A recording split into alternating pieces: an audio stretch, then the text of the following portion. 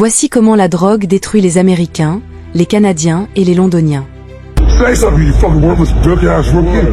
What? I'm not doing shit, you fucking waste my time. C'est l'armée silencieuse des oubliés, les visages d'un fléau que l'Occident refuse de regarder en face. Pendant que nos fils d'actualité débordent de futilité et que nos sociétés se perdent dans le culte de l'apparence, un cancer chimique se propage sur nos trottoirs, une métastase à ciel ouvert qui dévore des vies entières dans l'indifférence la plus totale. Ce n'est pas une crise, c'est une reddition de l'humanité, une agonie diffusée en direct pour qui ose enfin ouvrir les yeux. Pour comprendre l'ampleur de ce massacre, il faut abandonner les reportages aseptisés et plonger dans la réalité crue, celle que documente sans relâche le courageux Kevin Dalgrand sur sa page Instagram. Là, l'horreur n'a pas de filtre. Voyez cet homme, autrefois peut-être un fils, un père, un ami, aujourd'hui étendu sur le bitume sale et jonché de détritus de Kensington Avenue à Philadelphie. Son corps est secoué de convulsions erratiques et inhumaines.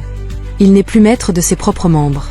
Un hôte invisible, un démon chimique, a pris le contrôle total de son système nerveux. Ce n'est plus un être humain qui se débat, mais une marionnette désarticulée dont les fils sont tirés par la torture insoutenable du manque. Son corps ne réclame ni nourriture, ni eau, ni abri, il hurle en silence pour le poison qui le tue à petit feu. L'âme, cette étincelle qui définit notre humanité, semble avoir quitté les lieux, laissant derrière elle une enveloppe vide, pâle, dont la seule et unique raison d'être est de servir son bourreau intérieur. Ils ont été comme nous. C'est la vérité la plus terrifiante et la plus triste. Ils ont eu des familles aimantes, des rêves plein la tête, des rires qui résonnaient dans un foyer chaleureux. Ils ont eu un travail, une routine, un avenir. Mais un jour, à la faveur d'une peine de cœur, d'un moment de faiblesse, de la pression d'un groupe ou d'une simple curiosité morbide, ils ont goûté à ce démon. En poudre, en liquide, en comprimé, la forme importe peu. Ils pensaient flirter avec une expérience interdite, ils ont en réalité signé un pacte irrévocable avec l'enfer. Car cette drogue, qu'on l'appelle fentanyl, tranq ou xylazine, n'est pas récréative. C'est une colonisation de l'être. Une fois installée dans les recoins les plus profonds du cerveau, elle en devient le maître absolu, le tyran unique. Elle réécrit le système d'exploitation de la conscience, efface les souvenirs heureux, anéantit la personnalité. La propreté, la dignité, l'amour-propre, l'affection pour les siens, tout est balayé comme de la poussière. L'hôte n'est pas humain, il n'a que faire de ses concepts. Il ne pense qu'à sa propre survie, et celle-ci passe par la destruction méthodique de son véhicule humain. C'est une architecture de la misère, un triangle destructeur conçu pour le profit et le contrôle, d'une efficacité redoutable. À la base de cette pyramide macabre, il y a les victimes, rendues dociles, prévisibles et impuissantes par leur addiction dévorante. Juste au-dessus, les mafias et les cartels, ces marchands de mort en col blanc qui inondent nos rues de leur poison, amassant des fortunes colossales sur des vies pulvérisées. Et au sommet, l'hypothèse la plus glaçante, des élites invisibles, des stratèges de l'ombre qui voient peut-être dans ce chaos une forme de régulation sociale. Un peuple affaibli, dont une partie est totalement neutralisée, physiquement et mentalement incapable de réfléchir, de se révolter ou de participer à la vie citoyenne, est un peuple plus facile à gouverner.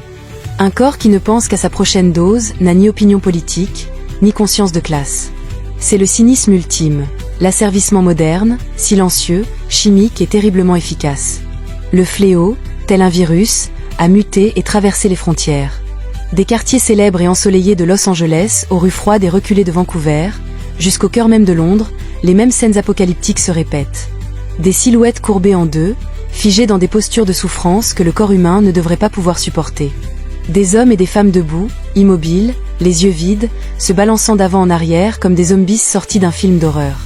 Regardez cet homme noir, torse nu, qui saute et se tord au sol sans la moindre raison apparente, son corps exécutant une danse macabre dictée par les synapses en feu de son cerveau en manque. Les femmes, pour obtenir les quelques dollars nécessaires à leur dose, vendent la dernière chose qui leur reste, leur corps, s'exposant à des violences et des maladies indicibles.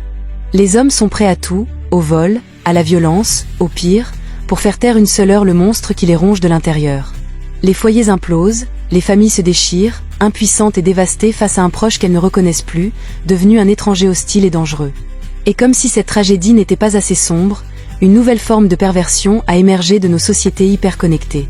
Des créateurs de contenu, ces charognards numériques armés de leurs smartphones, parcourent ces cours des miracles modernes, non pas pour aider, mais pour exploiter. Ils transforment la détresse la plus profonde en spectacle viral.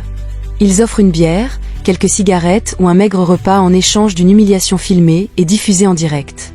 Ils les font se bousculer, se battre, jouer à des jeux d'enfants stupides, régressant ces adultes brisés au stade de gamins de cours de récréation pour le plaisir morbide de milliers d'abonnés anonymes derrière leurs écrans.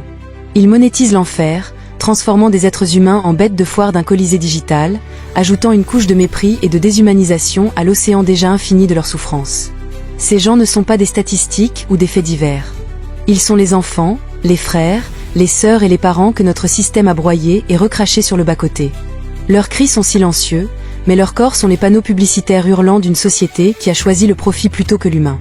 Sortir de cet engrenage infernal est un exploit herculéen, et si quelques âmes courageuses y parviennent, combien d'autres s'éteindront sur un trottoir froid, dans l'indifférence générale, leur corps n'étant plus qu'un déchet à ramasser avant le lever du jour?